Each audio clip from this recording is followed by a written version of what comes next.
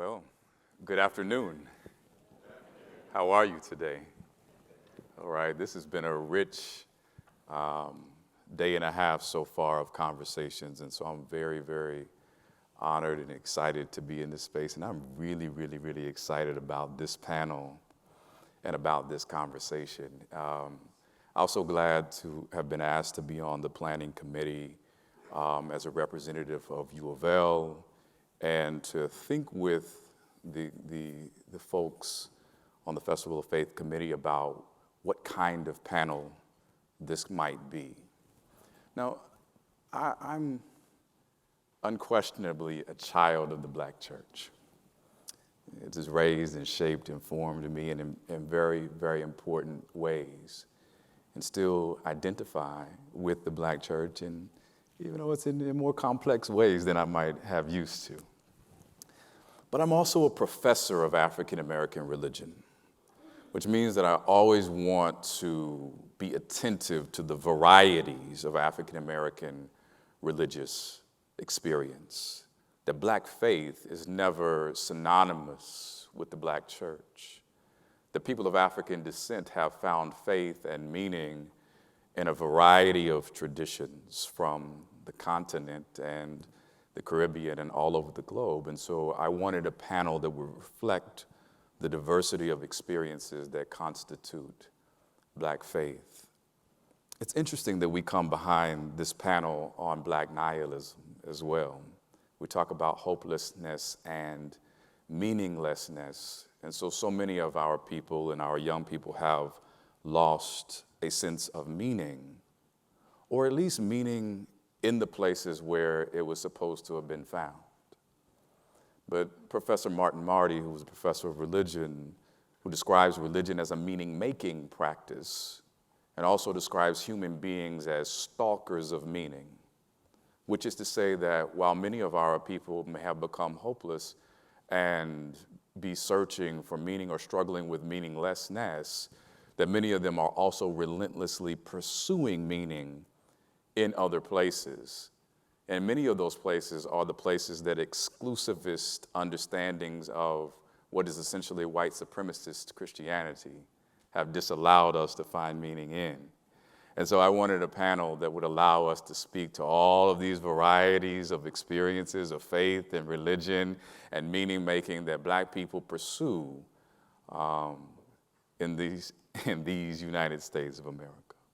But I also wanted a panel because this Faith and Race 25th annual Festival of Faith was all about reckoning with race in the aftermath and in the wake of the racial reckonings and uprisings of the summer of 2020, in particular in this city after the tragic police killing of Breonna Taylor.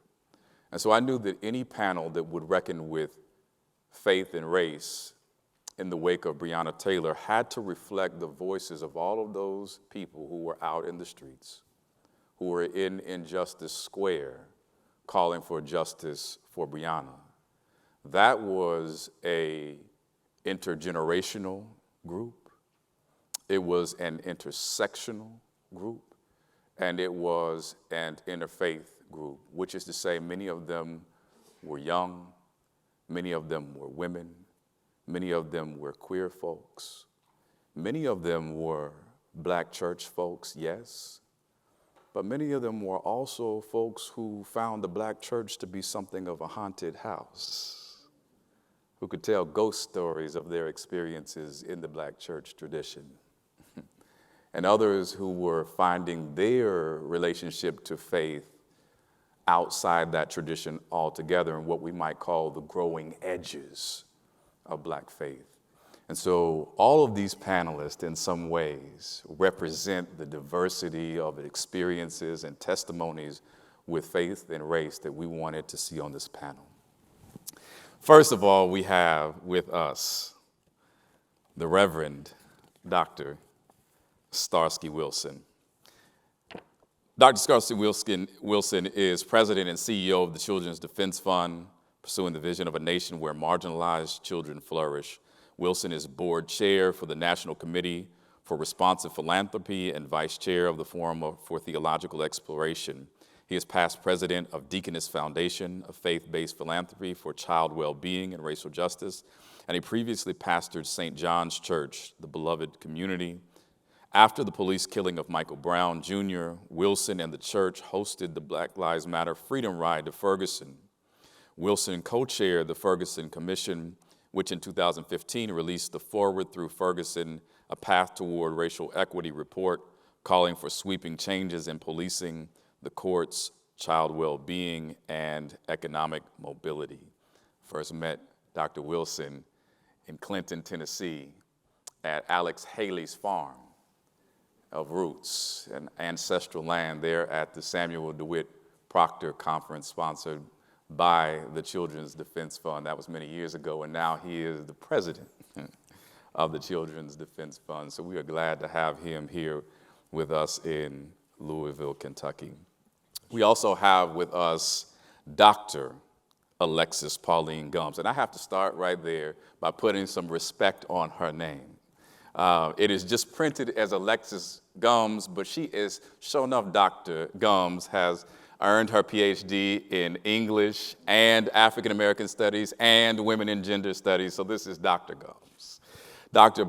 Alexis Pauline Gumbs is a queer Black feminist love evangelist and an aspirational cousin to all life. They are the author of several books, most recently Undrowned, Black Feminist Lessons from Marine Mammals, and is co-founder of the Mobile Homecoming Trust, an intergenerational experiential living library of Black LGBTQ brilliance.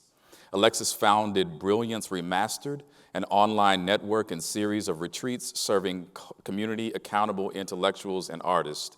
Alexis's work is grounded in a community-building ethic and would not be possible without her communities of accountability in Durham, North Carolina, the broader U.S. Southeast, and the Global South. She brings a passion for the issues that impact oppressed communities. Alexis is the only person on this panel who I had not met previously, but we have encountered one another. I saw her at a panel in Atlanta. The panel was entitled Afro-Pessimism, Black Joy, and Other Theologies. And I was so impressed by her presentations. I said, I want to make a new friend. So I wanted to invite her to join us virtually on this panel. And I was so glad to have her here with us in Louisville virtually from her home there in North Carolina. And then finally, we have Sonny Patterson.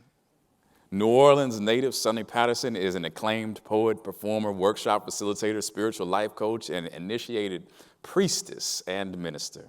She began her career as a high school teacher, and much of her life since has been devoted to serving as a cultural worker and activist. Sonny uses art, poetry, and praise to encourage dialogue, connectivity, spiritual awareness, and healing, whether speaking at TED Women, appearing on Grammy-winning hip-hop albums, officiating a wedding, or cooking breakfast in the community. Sonny brings people to a place of recollection, remembrance, and hope. Sonny is a John O'Neill Cultural Arts Fellow and a resident artist for the Claiborne Corridor Cultural Initiative and Junebug Productions. She also co-founded the environmental arts and public health organization Breath is Life. And I first met Sonny Patterson in New Orleans in Congo Square. I was looking across Congo Square, and I said, that looked like somebody I've seen on TV before, on Def Poetry Jam. And I said, I believe that's Sonny Patterson. And I made my way over, and she was very gracious, and we've been in conversation ever since. Thank you so much for being here with us, Sonny Patterson. And with that, I would turn over the floor to our first presenter, the Reverend Dr. Starsky Wilson.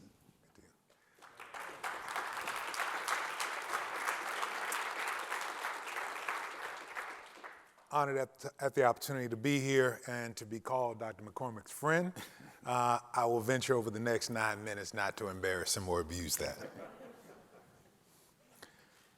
As has been stated, my job right now that I go to as primary occupation and get paid to do it is as the president of the Children's Defense Fund. I have to give all of those various qualifications because we all have so many jobs. We're all doing so much, and we find ourselves to be identified in vocation in so many ways. But that one comes to me now because I mostly understand myself as a youth pastor in the Black church tradition. And now I have 74 million young people in my youth group. Those 74 million, last summer, as we were paying attention to and caring for one another in the context of a pandemic, as we were following polls in the context of a presidential election, and as we, as you, here and across the country, wrestle with the reality of young people guiding us in protest, those 74 million changed markedly and forever in the American consciousness. Last year was the first year our youth group became predominantly people of color. The children of America are a Black and brown youth group in all of our care. Yet, one of them, as I prepared behind the stage, one of them came to be most present in my mind because one of them, an 18-year-old, is most prominent in the headlines right now. He does not reflect the predominant complexion of that group. He's 18. When many of us came to know him, he was 17, carrying a gun, having taken the lives of 2 people and wounded others. And this morning, the American legal system allowed his adolescence, his whiteness, his privilege, allowed him the privilege of innocence. Most of my youth group would not be afforded such privilege.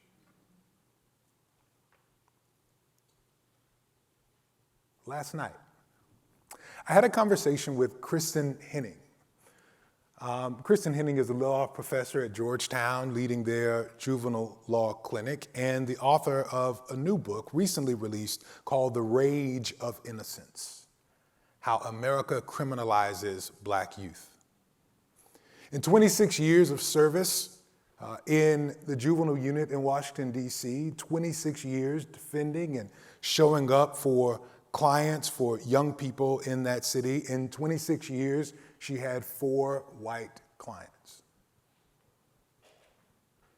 Part of what she talks about is the construction of adolescence, which is pretty recent in our memory. Only in the 1950s and 60s did we begin to honor something between childhood and adulthood as a staging ground in and of itself for human development. Only in this recent period, 2 generations, the lifespan of the Children's Defense Fund, have we even had something in our consciousness called adolescence that we began to study and care for and curate youth groups for. And that construction, she argues from her research, is a construction that was created in order to provide the space of privilege for young, middle-class, white children to make mistakes in a way that young Black children are not allowed. Frankly, the cut line of the book, which you should still get, is that we don't allow Black children to be children in America. And Sister Sonny, I have to pastor that. I was prepared to pastor that as a Black child in the Black church wrestling with change. As a Black child in the Black church, I learned how to speak and orate because I was giving Easter speeches before I did anything else. As a Black child in the Black church, I learned how to run a meeting. Because on Saturday mornings at Union Missionary Baptist Church, everything we did in the youth group was run by Robert's Rules of Order. I was prepared for the exchange of public dialogue in a democratic environment in the country by the way we situated ourselves in church. I was prepared with elocution, and I was prepared for the public stage in the Black church, a space in which I might find sanctuary and safety to be a child. While America did not allow the adolescence that is afforded to white children, in the Black church, I was allowed to mess up, to screw up, and somebody took care of me. And we, when I was growing up, didn't have professional youth pastors like I became for 8 years. We had somebody's mama who ran the youth group and somebody else's mama who ran Vacation Bible School. And they created the space for us to be children, singing, laughing, dancing, memorizing the books of the Bible, preparing in our Bible drills, sword drills we called them. And that space created for me an opportunity to form identity while making mistakes with loving, caring people around. Even in the midst of a nation and a country that would not allow me the same. I was formed, I was shaped, I was given space to be a child and an adolescent in the Black church. It was in the Black church where I found my being and my identity, and also where I saw Ernest. Ernest, who faithfully served the church. Ernest, who was there every time the doors opened. Ernest, who took care of the little old ladies and did whatever the pastor wanted, not be able to be fully himself because his identity was spoken of from the pulpit and from the chancel as if he was not fully human because of whom he loved. In the same place that formed me and gave me a sense of identity that I could change things in the world, in that pulpit that I looked up to and saw my uncles and saw great pastors and saw people who invested in me, I had to look down from that place to see a woman preach the gospel as powerfully as those men and wonder why she had to stand on the floor while they got to sit in the pulpit. That place that gave me space was also a problematic place, not just when I was young and had questions, because I had to sit in that place and look over at the casket of my brother who was killed in community violence and look up at my mother and know that that place had no answers for her because that was out of order. I came to serve that place as a youth pastor in St. Louis, and serving for 8 years in a community that formed and shaped me, I tried to help and create the space that my mama created for me, that those other mothers created for those who were my cousins, my kin, my family coming up in church. And as a youth pastor, I saw a young man named Jordan who approximated the position I was in before, trying to form identity. Jordan was an usher like I was. My first Navy blazer was an usher's blazer. Jordan wore a black and white uniform and wore the gloves. I met him at 10 years old. I sought to serve him through that period of adolescence. I thought I was doing a good job, but perhaps it was the stigma that space created on psychological and mental challenges that gave Jordan a class and a category of things that he couldn't talk to me about. And so he didn't make it through that wrestling and ultimately came to die by suicide. He was faithful to that space. He was formed in that space. There was loving relationships in that space, and yet there were circumscriptions that did not allow him to fully be himself, open himself to become and to be. I still love that space. I still formed in that space. I still wrestle with that space. I still serve that space, and I'm glad that I kept wrestling with it because later I needed to open the space. I I got a call in August of 2014, and there were young people from all over the country who were coming to our community, coming because another 18-year-old, not a white one with an AR rifle, but a black one who was walking down the street, was killed by police. His name was Michael Brown. And young people from all over the country were preparing to come to bear witness, to grieve, to give the ministry of presence to their sisters and brothers who were in community, and to go tell the story all over the country. And the local university, the HBCU, would not host them. The museum that was paid for with tax dollars and supposed to be open to all people would not host them. And they had already begun to mobilize, and with 48 hours left, they had no place to be. And so they called the black pastor. Not because they liked church so much, they just needed a space. And the black church is really the only space that we own without accountability to white gaze. And so the new university president had to wonder about what the governor was going to say, because it's a state school, and the leaders at the museum had to wonder about what the mayor was going to say, because it's a public entity. But the black pastor had a bit of freedom to say, well, y'all come, do whatever you need to do. And they weren't church folk. They didn't like church much. There was lots of hurt from what the church had disallowed in their becoming and their being. But they needed a room. And so, the most valuable asset sometimes we have as people of faith is real estate. So we gave it away, and they transformed the space. They transformed our congregation, such that at the end of that celebration, on Sunday morning, I told them, do whatever you need to do wherever you are, and if some of y'all want to come to church, come worship with us. Are you sure? They say. You will allow us, trans folk, you will allow us, openly gay folk, you will allow us in your sanctuary? It ain't mine.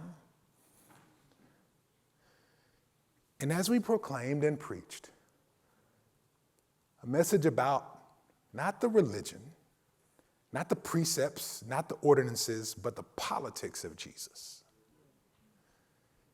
And we did what we Baptists do, even in the UCC church. We opened the doors of the church. Down came the aisle, transformed young people, 9 years old, raised Muslim, to come and make me her Christian pastor.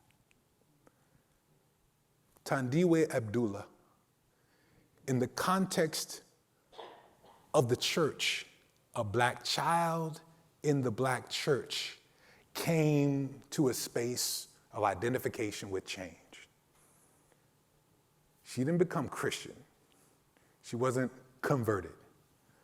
But the movement transformed the people of faith. The black church as sanctuary lived in its vocation.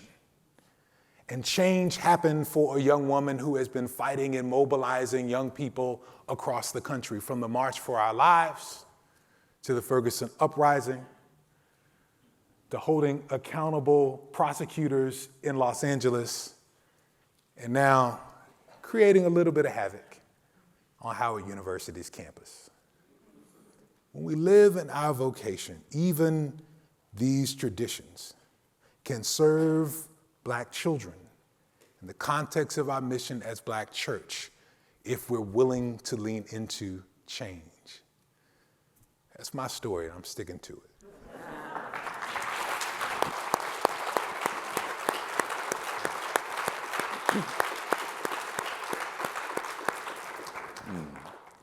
That was rich. I mean, that was a whole sermon and service, and there's so much that we can unpack, and we'll have a little bit more time to have a fuller dialogue.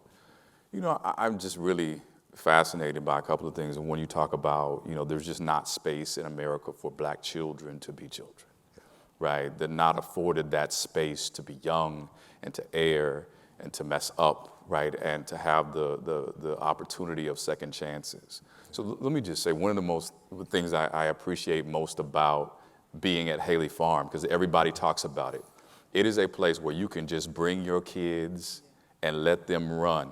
Yes. And never worry about it. And I've brought my children to Haley Farm and haven't seen them for hours and never worry because the community had them. Yeah. Right? And that's the space that you all have created, and I appreciate it. So one, like, how do we create more of that space within community for our children to be children? Yeah.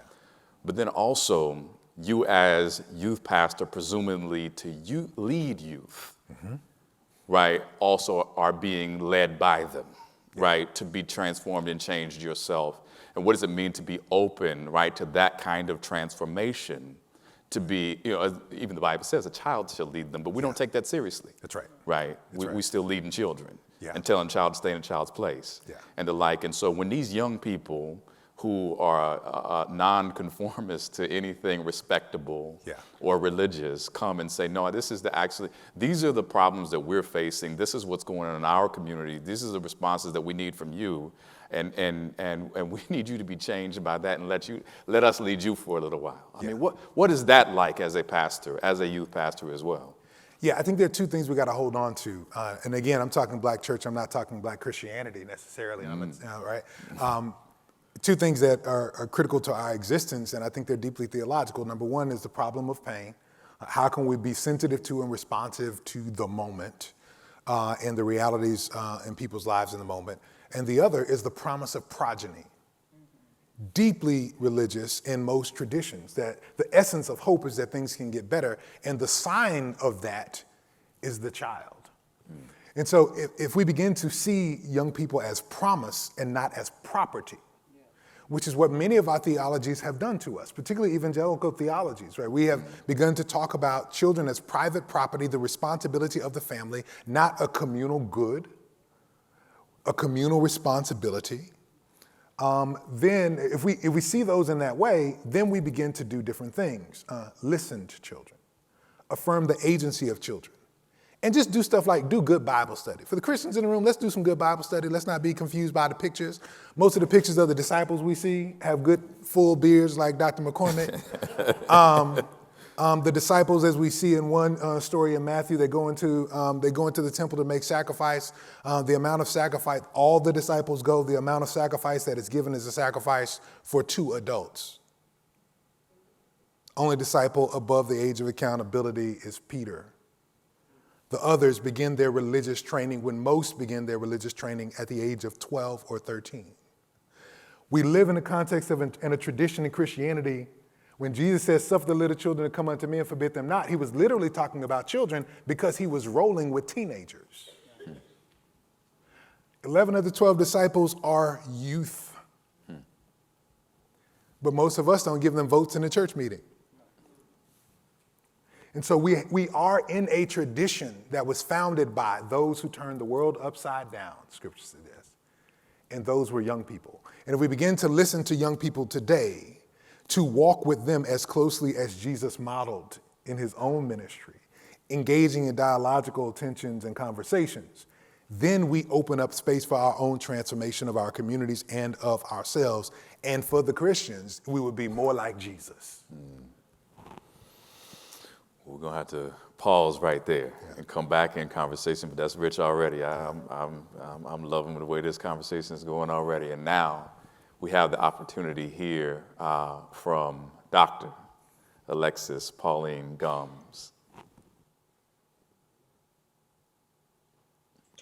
Hello, everyone. My name is Alexis Pauline Gumbs, and I am so honored and excited to be at the Festival of Faiths this year.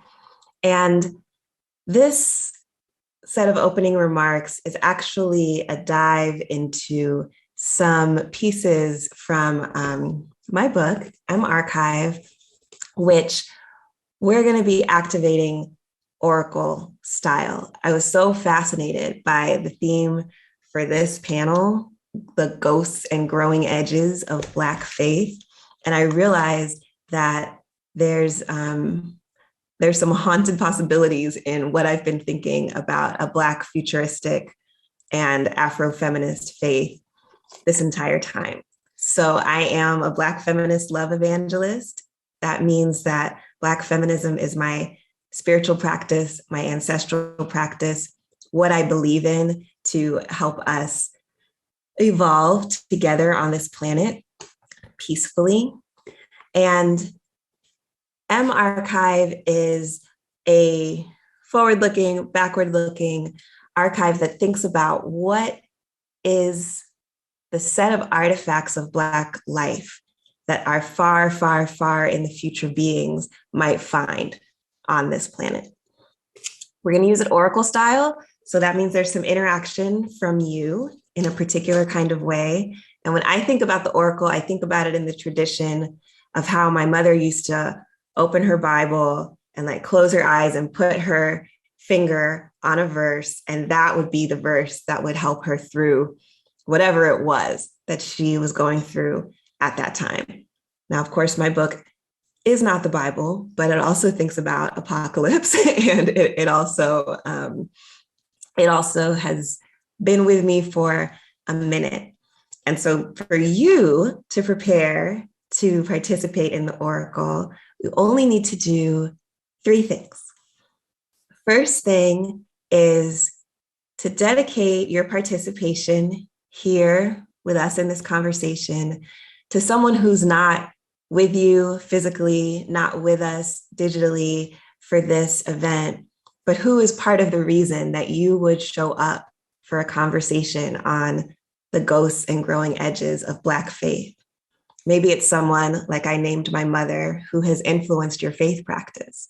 Maybe it's someone who's part of your faith community. It can be someone who's living now. It can be someone who lived before. It can be someone who is older than you or younger than you. The only real stipulation is it's not someone who's sitting right next to you. So you're spiritually connecting to someone who's part of the reason that you're here. And we can use my mom as an example, Pauline McKenzie, who trusted her intuition enough to open her sacred text and find the words she needed. Okay, so probably several people came to mind. Choose one. And the other thing that's important for the oracle is for you to think about, what is the question? What is the challenge that you bring to this conversation? It's not necessarily an intellectual question about trajectories of Black faith, though it could be related to that. It really could be what's showing up for you right now.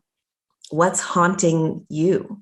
What are the ghosts and contradictions that are coming up for you when you think about your own faith or your accountability to Black communities of faith, Black possibilities of life, Black life mattering?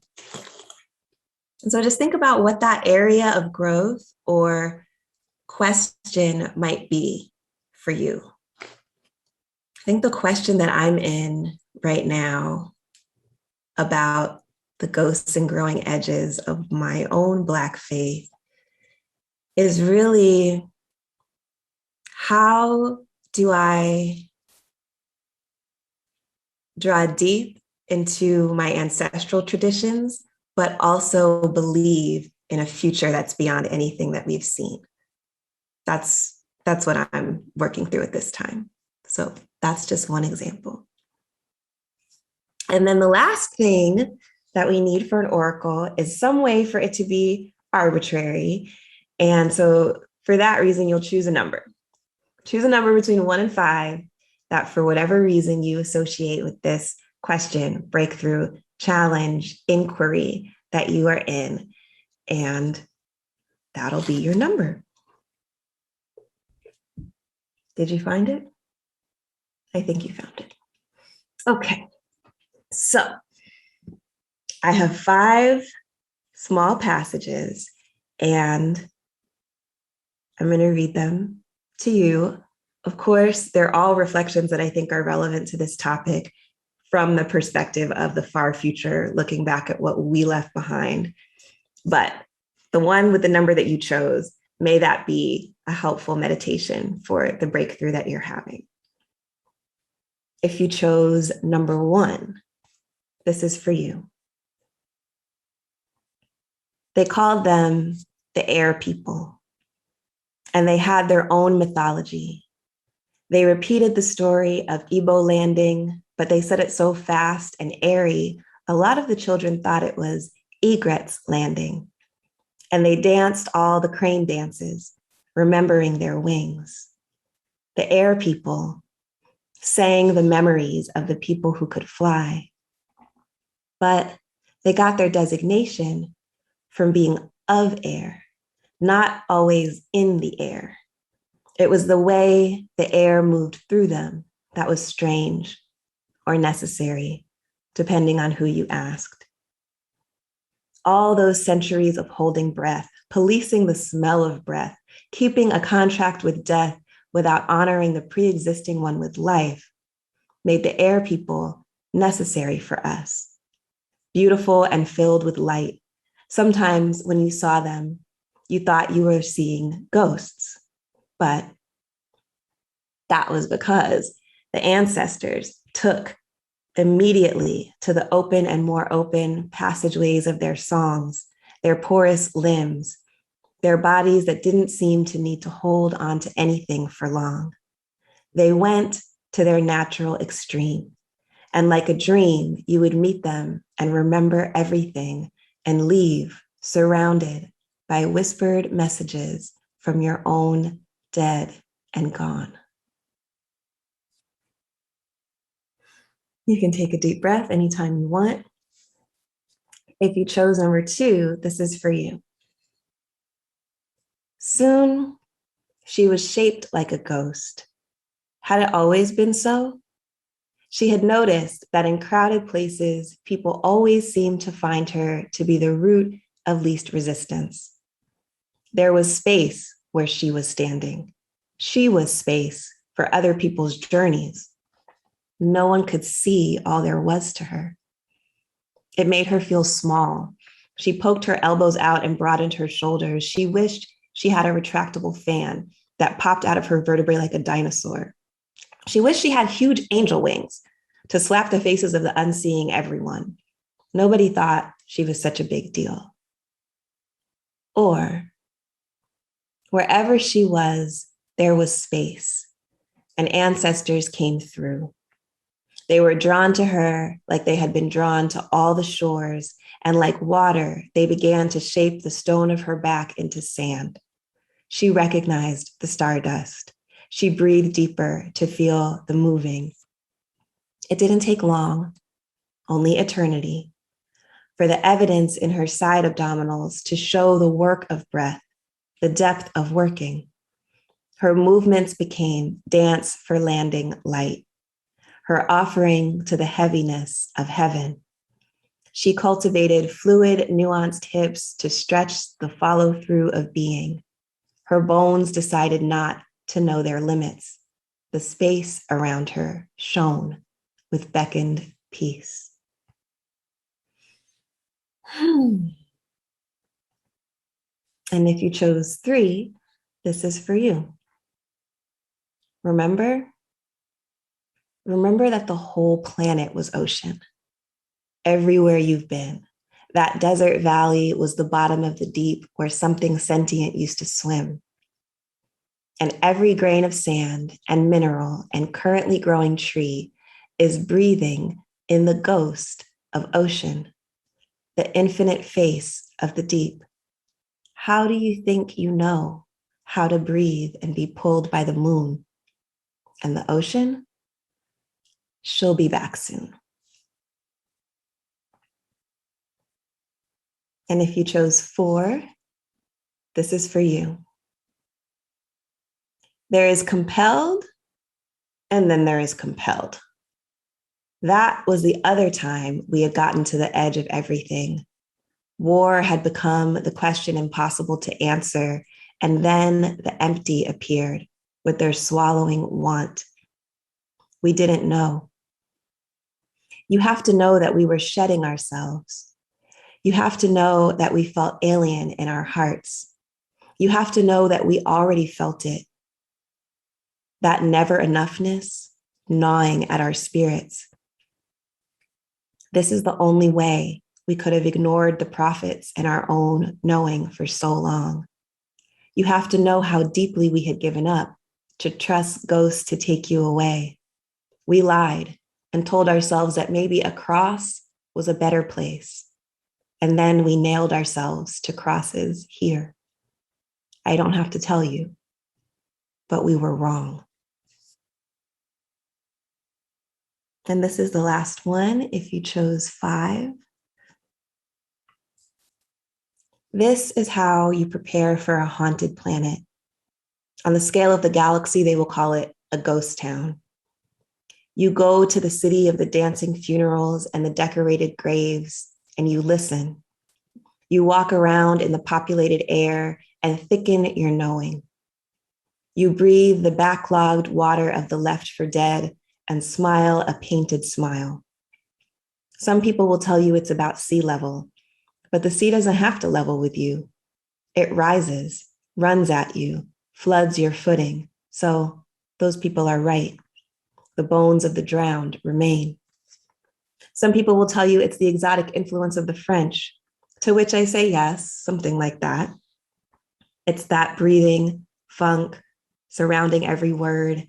It's the throat, forever trying not to gag.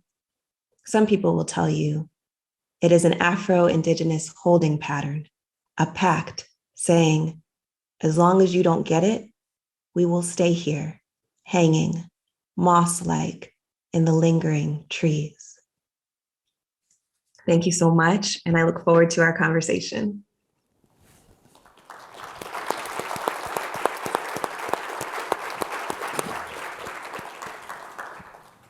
Thank you so much, Dr.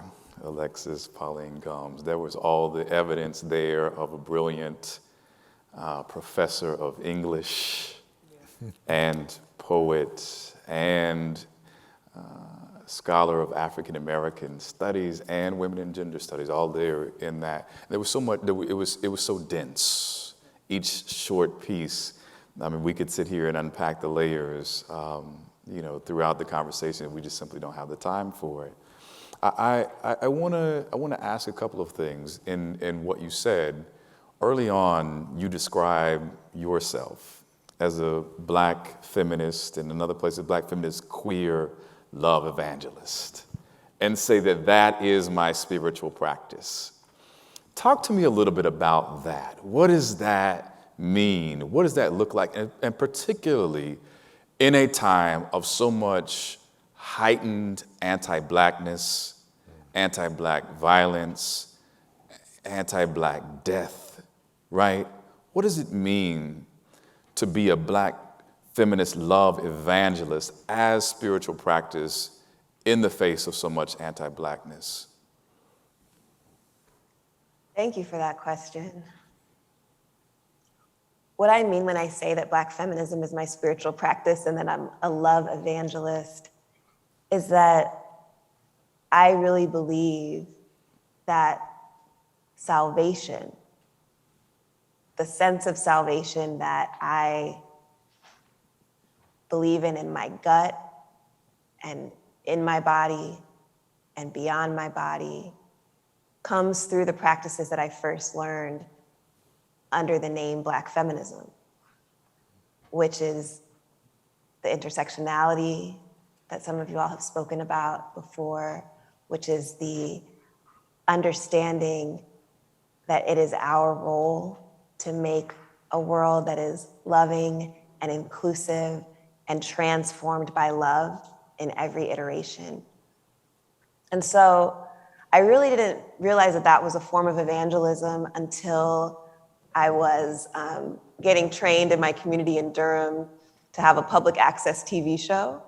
And I noticed the only other people who were there with me to have public access TV shows were evangelists. It was like Christian evangelists, Hebrew Israelites were there, like the people who cared enough to be like, whatever it is, if it's sidewalk chalk, if it's public access TV, like we are sending a message. We have some good news that we're sharing with the community. And I was like, oh, okay, Black feminism is my good news. It was a clarifying moment, and that's when I added the word evangelist. Also the fact that, as my partner who who is a PK and a theologian and a faith leader in their own right, says I'm an everyday Pentecostal. Like, you know, I am a very spirited person, so I catch the spirit and scream out loud in all kinds of contexts where other people would be like, this is not the time to be screaming. I had to hold myself back here in the studio, just not screaming and carrying on from the inspiration that we've already experienced. So I say that to say that as you just underlined, and certainly as this decision around Rittenhouse underlines, there's so much destruction that we face. There's so much accountability for practices that are out of alignment with our environment, with the capacity for the earth to hold us and support us through this time. And when I think about a shift within our species that could make it possible to live in harmony with each other, but also in harmony with what makes our lives possible, what makes our breathing possible, I think there's not a separation between the loving action, the critique, the creativity that I see in the Black feminist tradition and those practices that we must cultivate in order to turn the reality of I can't breathe into something like a chorus of presence. There's an intellectual tradition, there's an activist tradition that's called Black feminism, but my experience of it is that it requires infinite faith to practice that way. It requires so much faith to believe in a world envisioned by Black women. And when I think about, you know, core sacred texts of my Black feminism, I'm thinking about Combahee River Collective Statement. So those are Black, lesbian, feminist, socialist women. To be honest about the fact that on all sides, they're being silenced, discounted, oppressed, living in a community in Boston where in the first 3 months of the year, 12 Black women are murdered, and they have to respond to the question of why. Why is it that we die and there's not a community response? The work that is such a precedent that we call upon when we think about Breonna Taylor and we think about the unfortunately innumerable deaths that we see before us. I think about the Combahee River Collective, young women at that time who are now my elders and teachers, who couldn't even show up at the protest with their signs that said, 6 Black women, why did they die? Because another Black woman had already been killed before they could get to the place for the protest. So they had to cross it out and put 7 in that moment.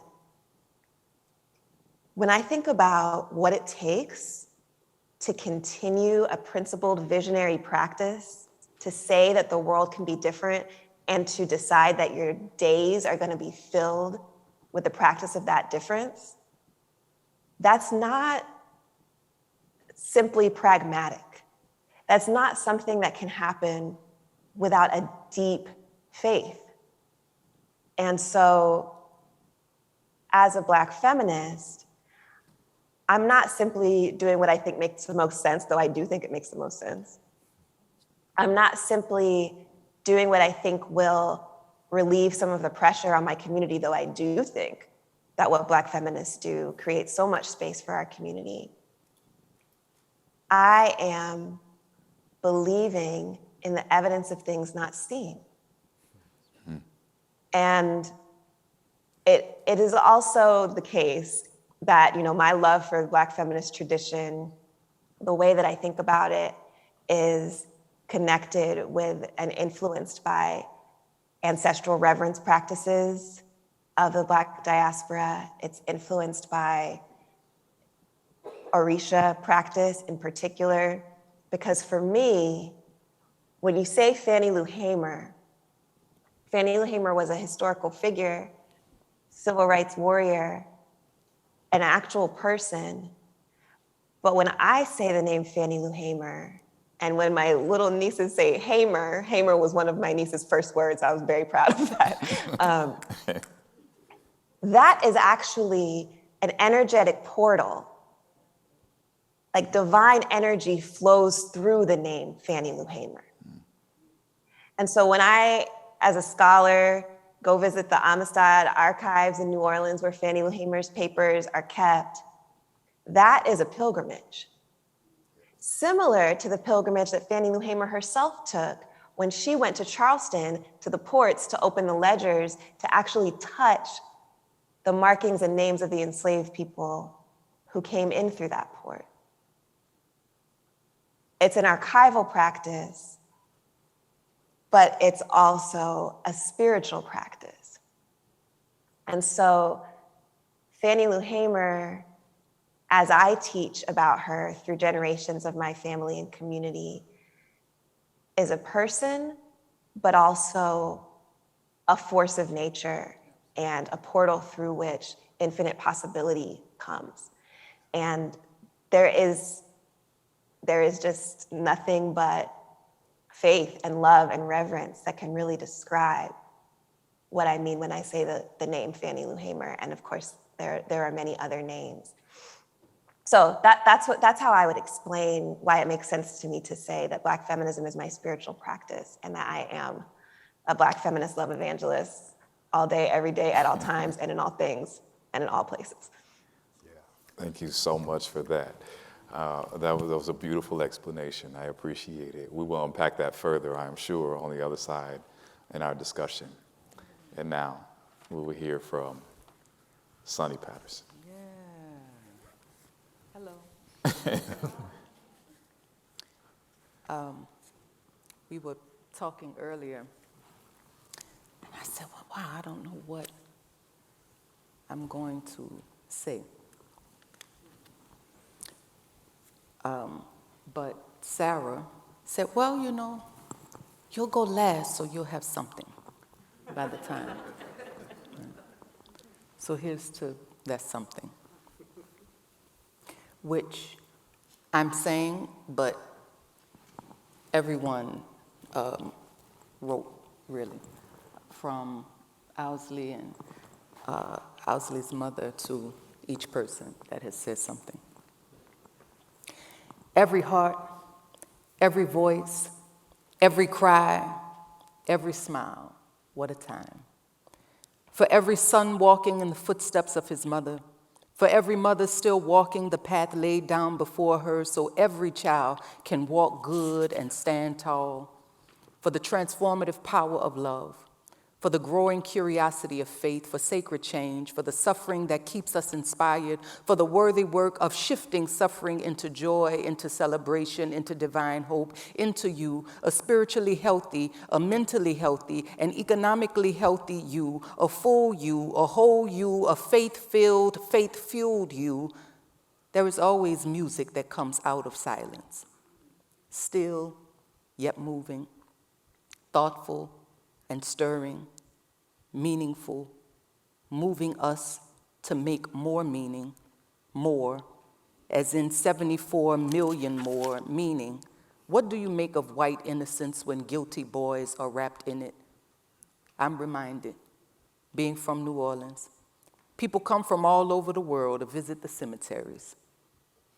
No matter how nice the tomb, how beautiful the marble, the granite, the stone, what's inside is still rotting and decaying flesh. How ironic. Is this what we have become? While our children look on, making even more meaning of what we allow and what we don't. Meaning, a child shall lead them until the all-knowing adult comes along, putting a child in their place, piecing promises, praying they forget, but they don't. And they remind us at every turn to come back to ourselves, to dive deep into the ancestral waters of spirit and air and space and water and nails and moss and everything in between. Salvation is a Black woman sharing the gospel, the good news of the Lord, transforming the world through creativity and infinite faith, even in the face of death, destruction, and doom. But beware, because when Black women die, thousands more rise. So, thank you.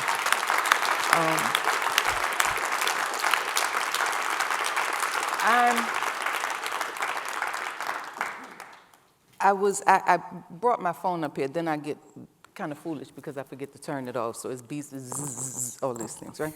So I had to think about this because when our brother called and said the ghosts and growing edges, this kind of thing. So I said, well, wow, what is it about this edge?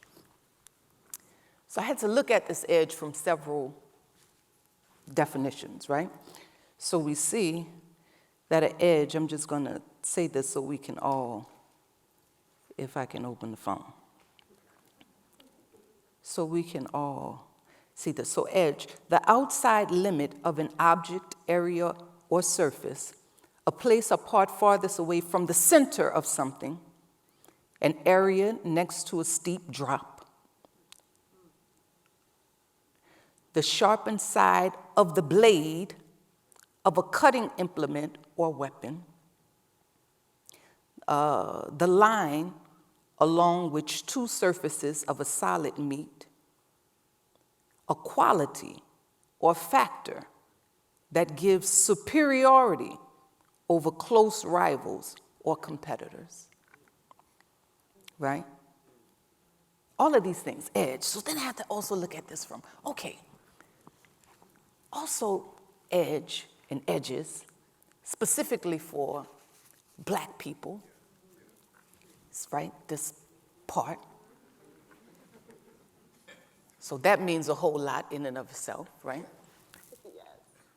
Because there's also this part, the expression is, oh, snatch my edges. So that could mean a whole lot of things. I'm taken aback. I'm surprised. Snatch my edges, this kind of thing. There's also what happens when hair is, our hair is braided. It might be braided too tight, but we might be walking over here, right? It's all of these things that come about. So the growing edge, this is something because this can mean a whole lot. Is it the growing of another limit? Is the limit growing? And even that could mean something in and of itself, right?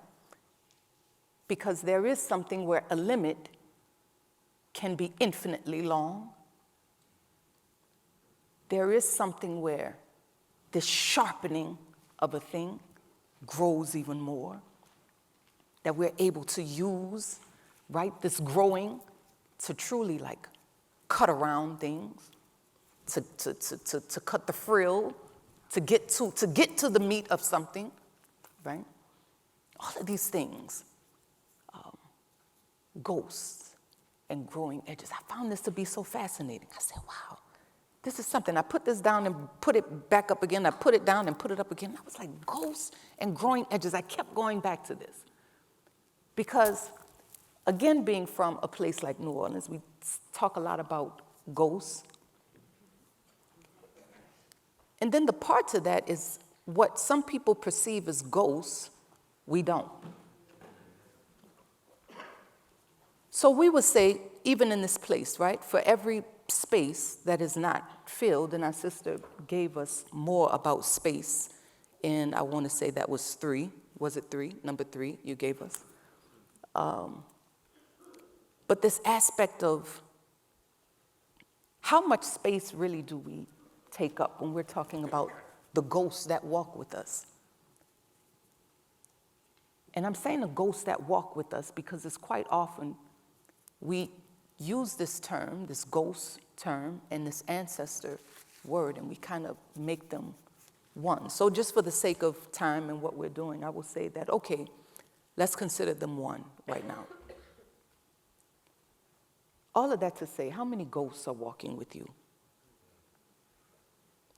In all of these empty seats that we think are empty,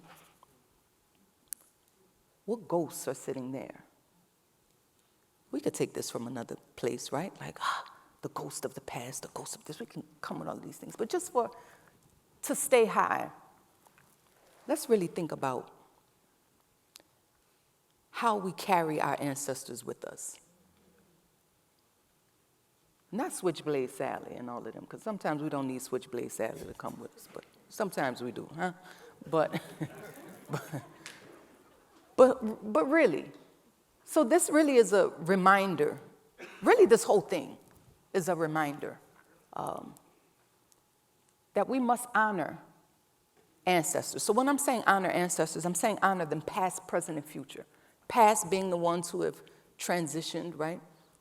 Future being the little ones that we may see walking around, the ones who have yet to be born. But then the present, how we honor each person that we see. How we look around and look in the eyes of every person that we come in contact with. And thanks be to God, these masks have allowed us to be able to look into people's eyes a bit more.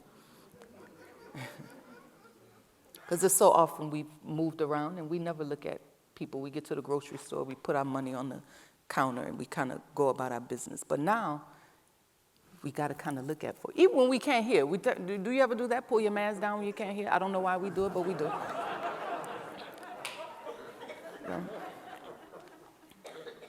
Because we do need to see what you're saying. Sometimes that happens. Huh? So I'm bringing all this and just creating just some light around this for a couple reasons. One, because I didn't have planned what I was going to say. Huh? Two, it's important for us to get very familiar with all of who we are. All of what we consider to be ghosts, all of these things that we have become so afraid of, the people that we have become afraid of, whose names we do not know, and even the ones whose names we do. This is for us to become familiar so that wherever we are, we can see. Period. We can see. Because it's quite often we're looking at these children that our brother brought up to us, and we don't see them. We have stories of what our sister has brought to us, and we're not seeing these things. But we're not seeing it because we've been under the tutelage of destroyers for such a very long time. We've compartmentalized so much of ourselves for such a very long time. So it's hard for me to see myself in every person here. And it's hard for me to see myself in every person that's not. So really with this festival for me, and I've come at a time when I've gone through hurricane, through death, and every other thing. But what I know for certain is that this is such an important place. And when I'm saying place, I'm not just saying like this physical place, but I'm saying a place here, a place here, a place here, where we have to engage with all of ourselves and all of who we are. And the reality is that we're so connected one to another, and it appears as if we are not. But we have to get to a point where, yet again, we are truly able to see. So really, again, this festival is also a call that our hindsight doesn't have to be 2020, but our foresight can also be 2020. That we can truly get to a place where we are seeing ourselves as other, and we are seeing other as self. Now, some people will say, oh, here she goes. This is such an optimist. I don't know. But I know for certain that this is something that is truly possible. I know this for certain because I've grown up in a place so I grew up Catholic in New Orleans, right? So a New Orleans kind of Catholic is a certain kind of Catholic. New Orleans kind of Catholic folks is, it's the thing. It's gospel choirs, it's Jesus got dreadlocks, and it's all kind of things growing up. You grow up putting salt around the corners of your house. You grow up putting salt at the door sill This is to repel negative and evil spirits. This was taught to us in church. We grew up with learning about 1811 slave revolts in church, all of these kind of things, the things that we would say, oh, this is the ghost of the past. But we're here to say that every ghost of the past is always present. So this is for us to look at this thing, right, as something that is an ongoing, ever-moving, ever-evolving thing that requires recognition, it requires awareness, it requires consciousness, it requires hope, it requires faith, and it requires you. It requires your heart. It requires your prayers. It requires your love. It requires your spirit. It truly requires all of you. So I know when it comes down to this world and how it is that we're moving and what it is that we're saying and how we're breathing, just everything about it, it requires all of you. So I guess for me, the main message that has come up throughout this whole thing is really just that, to bring all of who you are, all of your stuff, all of your ghosts, all of it with you, because it's already with you. It's already with you. So really this is about, being aware of all of your ghosts, taming them when you need to, and loving them, and listening, fussing when we need to as well, because we definitely need to do that sometimes. So this is, seeing that there are a couple things that's coming up. One is this thing of worth, seeing that you are worthy of knowing every part. And I'm saying that because how often have we woken up to say, thank you, great-great-grandmother, for whatever the thing is. Thank you, liver. You've really been doing your thing today. Thank you, respiratory system, in a time of COVID and pandemic. You have truly been acting out. Perfect, I love you. We're not doing these things. So, this is really a call for us to get into ourselves so that we can get out of ourselves the optimal good that each one is connected to. And I think we can do that. We've had 25 years of seeing how to do it, right? So we can take these 25 years and churn this into 25,000 more, I think. Do you think? That was such a lame, I think. I think so. Do you think so?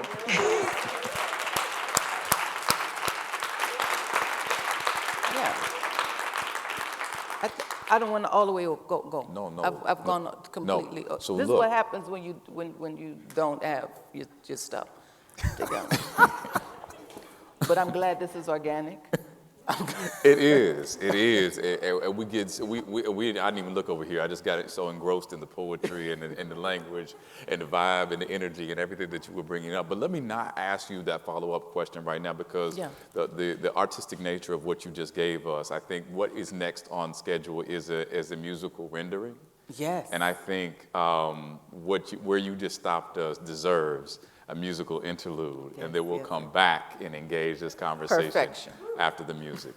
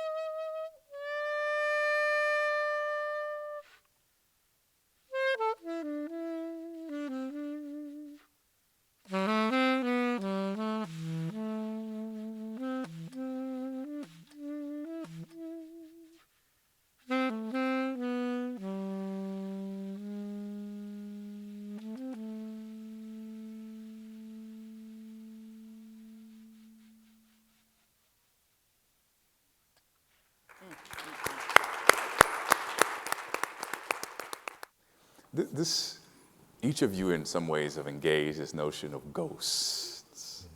It wasn't a title that I came up with. I thought it was fascinating too when I heard it. I explained to them what I wanted to do, and they said, how about ghost and growing gas? Oh, I like that. That's rich. We could have a real conversation about that. Right now at the Speed Art Museum, there is an exhibit called Supernatural America. I was on part of the planning committee around the programming that would surround that. And we were taken through by the curator all of these things about supernatural America. It's a fascinating exhibit. But one of the signs just talks about America as a haunted place, right? Yeah. And we could think about the killing fields that has been America, from our indigenous brothers and sisters to our enslaved brothers and sisters to internment camps to the death in the streets of Michael Brown and all of this death and violence and the ghosts. Yeah. Our institutions, our academic institutions. I was at the University of Georgia a few years ago, and they would just have this story they had broke about as they were trying to expand the campus, they uncovered the graves of all of these unmarked and unknown enslaved African folks who were buried on the campus. Yeah. Yeah. Ghosts. Yeah. All the people who died in our jail cells, whether that be Sandra Bland or our sister who just we were mobilizing for, who died in the, whose name I can't recall, forgive me, in Indiana, the march just the other day. But in all of these systems and institutions, all of the haunted places and the ghosts, how do our faith traditions, right, and our practices help us to, right, reckon with those ghosts, to name those ghosts, and maybe to begin to exorcise them? Or not exercise. Yeah. Right? Right. That we turn that question about what we mean by ghosts, but here, I guess, in the most negative sense. Yeah. Yeah. Yeah. I grew up in the church, Trinitarian belief, but we were late to the conversation about the one we would love to call the Spirit, clean up and call the Holy Spirit. But first introduced to us as the Holy Ghost. Right. Holy Ghost is something you caught.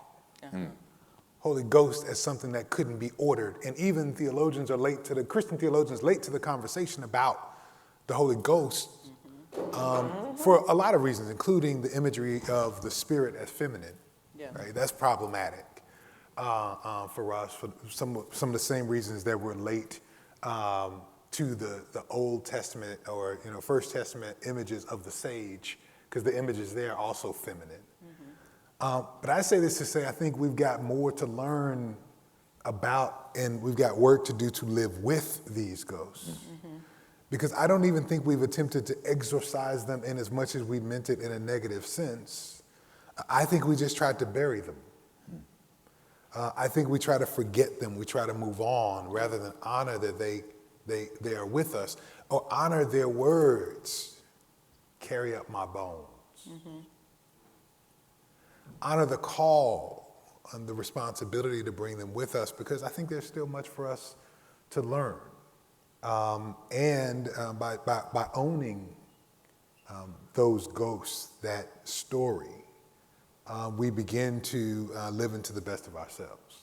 We keep ourselves, there's a certain humility with the honoring of the ghosts as a part of who we are that I think we need.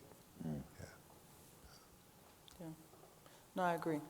It's even when I think about this thing of ghosts, like I said, for the sake of this conversation, when I hear ghosts, right, and we look at this aspect of ancestor, you will have people that will say, no, don't deal with that ancestor thing, right? But even, biblically, we're talking about, I am such and such, the son of such and such, who's the son of such and such, who's the son of, it's a whole lineage. And litany of names before you get to, and if you forgot my name in the midst of all of the 30,000 I've just given you, Jesus, right? So it's, this is a thing of,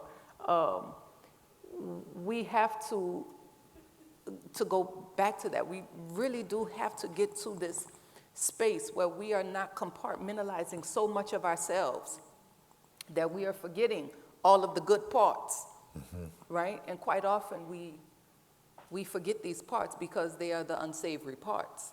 Yes. But those unsavory parts still bubble up.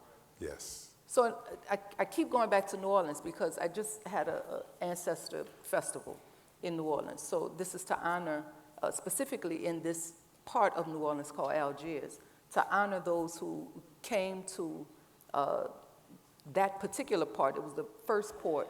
So that came there to labor, build, create infrastructure, and everything else in this, and culture in the city, right? But we make one stop at what is now a playground. But that playground was once the cemetery for the plantation. So they tried to have a pool there, but of course, the more you dig in New Orleans, bones always pop up. Yeah. So I said, well, no, it's not the bones, can't be the bones of people. Can't be the bones of people. What I don't, whose other bones are there, right? So they said, no, it's fine. We'll have the pool, and it's now a playground, and there has just been one kind of recognition of the fact that this was a cemetery, right? So I'm saying all that to say that it's quite often that we're on monkey bars and swings and everything else, and our ancestors, right? There's also a part, I'm kind of going back and forth. There's also a part in prayers in the tradition that I'm initiated into, which is a West African tradition called Ifa. There's a part where we pound the ground. You have something, a staff, right? So when you walk and you sing and you march, it's very intentional because what we're aiming to do is call on all of those ancestors to truly rise up. They hear that just like when a parent, a child wants to call the parent, there's a tapping. Mama, right? As much as it may aggravate us, at some point you answer. Right? So it's the same when we're talking about this aspect of earth. And it's the same when we're talking about this and everything, if you think about it, everything in us taps or beats, whether it's a heart, whether it's, whatever meridian you may feel, that's all of these things, it's all beating and pulsing to remind us that what you think you are now is still connected to what you were then, and it will be connected to what you will be then, in that then, right? There's that then there's that then. So the thing about this is getting to this point where we are able to, we've heard this thing from our sister as well about this merging of past, again, this past and future and bringing these things together. And this is when I call this the ing of a thing. This is when we discovered that this ing, right, this ongoing kind of thing, right, this aspect, again, of past, present, and future. Even the word present is something in and of itself. It's a present thing. This is always how I think about the present. We can say that it's right now, but it's still a present moment. So that lets me know that this is something that came from then. Yeah. Right? Yeah. We're talking about several thens. Again, then, and then. Okay? So we get messed up with this thing of time. Right? So we have to get to this point where we're able to see that we're thinking that these are ghosts of the past. But it's not. We're all here, right now, with your great-grandfather, your great-grandmother, your great-great, your mother, your child, your niece, your whomever. You bring them all with you. And why do you bring them all with you? Because they're all you. So this is this piece of this ghost is something because, again, it forces us to a place of true acknowledgement so that everyone is able to be heard. So when I'm saying everyone is able to be heard, even the voices that we don't want to necessarily hear, But we need to hear. So even when we have this kind of reckoning, that's like, oh, I didn't want to hear great-great-grandfather Thomas, whoever, Jefferson, what is it, you understand, whoever these people are. But the reality is that for us to get to this real why, to get to the real answer of what this why, and why sometimes is a question because it always puts somebody in defense. Well, why did you do this? Why did you own all of these people and then deny all of the children that you had by this woman that you enslaved and then refused her freedom and everything else that we can come up with from there, right? Why? Can you imagine this great-great-grandfather maybe saying, well, it was the time. It was just what happened in the time. Then what will we do? What do we say then? How do we reckon with these things? But these are things that we're going to have to grapple with and have to deal with. And in order to do that, we have to get down to the ugly kind of heart work. Like the heart. It's not this cute little emoji that we put at the end of, texts and things. Oh, yes, I miss you, I love you. Ding. No. But this is an ugly, bloody chambers. It's stuff. So we have to get down to the ugly work of truly embracing our ghosts and asking of them, what really do you want with me? What do you want with me? And that's a real question. Yeah. Because when's the last time you asked it? Yeah.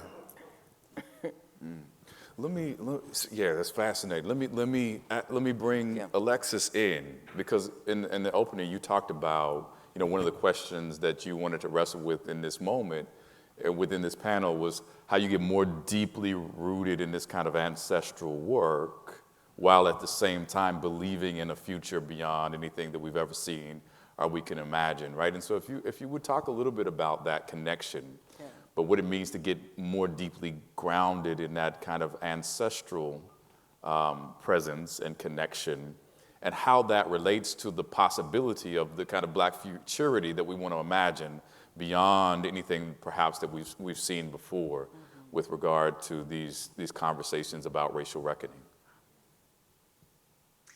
Yes, I love that. Oh, there's just so much to think about with what everyone is saying.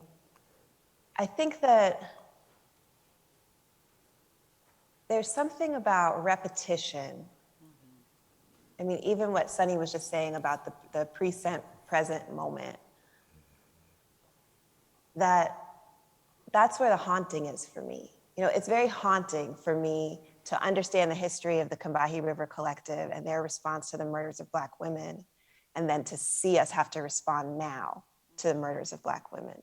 That's how I experience, that's what I think haunting is, when there's a repetition of something that terrifies me. And at the same time, in any moment, right? So the thinking that the present wasn't present, but it's brand new and it's never been seen before and it's unprecedented, that's just not my experience as someone who researches the past and pays attention to patterns. There is this repetition. So to what extent can we create a future that's still connected to all the lineages that we want to carry with us, and yet allows us to see something that might feel impossible based on the repetition that I've been surviving? So what happens when you survive something repeatedly, right? There's a vigilance that comes. You come to expect it. Is it possible that this haunting repetition is a projection of what I understand the world to be based on what it has been up till now? So this is why I'm a time traveler, because I'm like, what is this and the this and the that? But in practice, I'm always in this experiment of the possibility of presence. like that there is something that's possible here that if it existed before, I wasn't aware of it. And there could be a collective awareness around that. So in terms of practice, and you asked about practice, and I think practice is everything. At some point I said, I think maybe my name for God is every day, because if I do it every day, that's what I believe in. One of the things I do every day is a mirror meditation where I look myself in the eye, usually for like the length of one love song, but love songs are different lengths and there's different types of love songs. But I look at myself in the eye at the beginning of the day because often what would haunt my day is something that I don't want to see about myself. Often, what would have me not want to listen to particular ancestors, collaborators in genocide, is that I don't want to see what still exists within myself that reproduces those patterns, that's comfortable with those patterns, even because I think I know the familiarity of that trauma more than I know the possibility of the freedom beyond that. Yes. And I was just thinking about what Sonny said about the unsavory parts, but maybe they're the savory parts, like where the salt is. Yes. In that which is haunting me. It's like that salt is attracting this possible ancestral healing. Yes. That salt is like, it's a place where the offering could be made. What my father would say, my father is now an ancestor, he would say to me, Alexis, if you heal it for you, you heal it for all of us, yep. Backwards and forward. Yes. Yeah. That's what he taught. And I think about that which is unsavory about me to me as this place of invitation, like how much ancestral healing is possible. How do I know that there's the most ancestral healing possible? It's because it's unsavory about me to me. It's because I don't want to look at it within myself. It's because I protect myself from seeing myself in the other people that I do see that in, that violence, that complicity, that resignation, whatever it is, whatever it may be for me on a particular day. And so that's why I agree so completely with what Sonny said about the other and the self. My need for an other is just a place to put what I think is unsavory about me, and yet my ancestors are salivating for it. My future generations are salivating for it, for our healing. What the future would actually taste like if I could be present to whatever it is. And there's always something. I do this mirror thing every single day. You think I'd know what I look like by now. There's always something where it's like, oh, wow, this has always been there and I didn't see it. I didn't see it till now. And tomorrow I'm going to have to do it again. I'm going to have to stay there and look myself in the eye before I look anyone else in the eye, so that I can know at least one thing that I thought was about the world outside of me that's actually right here. The fact that it's right here gives me incredible power in relationship to change and transformation. But it's also terrifying and haunting to know that exactly what I would change in the world is right here in my face. And it has been the whole time. We talked a lot about the ghosts. We have just a few minutes left about these growing edges a little bit more, right? What are some of the growing edges of Black faith that you're seeing in your traditions or in your practice or in your experiences that are pushing us towards new possibilities of healing and liberation and sustaining us in the struggle, maybe in ways that some of our other practices had not before. And this could be growing edges within the Black church tradition that you were pushed to by your encounter with some of these young people, or it could be any of a number of the growing edges. But what are some of the growing edges that are you seeing that give you real hope for the possibilities of our ongoing struggle for liberation? Yeah, I'll jump and say generative somatics. I recall we would open the church up during the uprising for all kinds of different groups. Again, it transformed us as we opened the doors and gave space.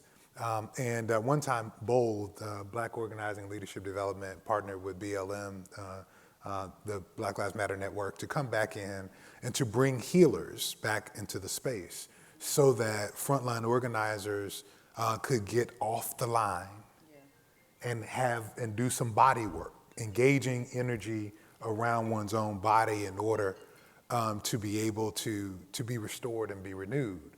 And so, I was being a good pastor. I'm running around, want to make sure everybody taken care of. They got all the rooms they need, And then Patrice, one of the others, said, Pastor, when's your time? Mm-hmm. Oh, no, we got time for you. Mm-hmm. Come right here. Laid me down on the table. And that began a renewing practice for me. Yeah. And I tell the story because it is about setting some time, opening ourselves up, giving space, but also not playing host all the time. Ooh. We who find ourselves in positions of privilege and dominance because we are Christian in America, because we are male, because we are hetero, because we are cisgender, because we think we're doing something for somebody else. Mm-hmm. Rather than open ourselves up and recognizing, to your point, we can only grow at the edges. It's almost redundant. Mm-hmm. We can only grow at the edges, and while these edges are rough places, right?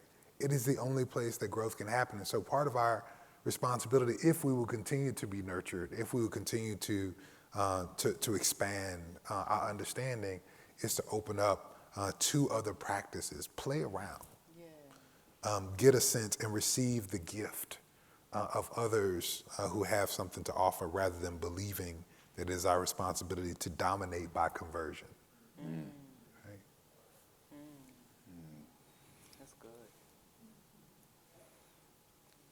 We have just a couple of minutes before our last musical selection. Yeah.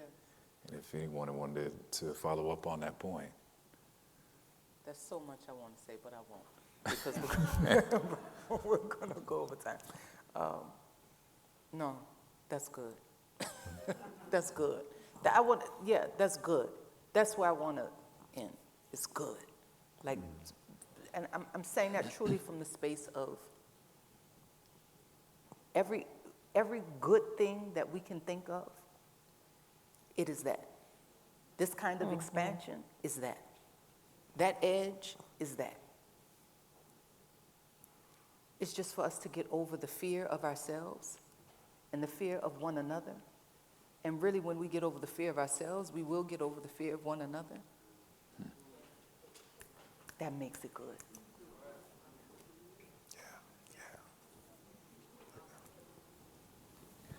Well, we will end with that which is good. Thank you all again so much for being here. Thank you to the Reverend Dr. Starsky Wilson. Thank you to Dr. Alexis Pauline Gumbs. Thank you to Sonny Patterson. We will be back here tonight.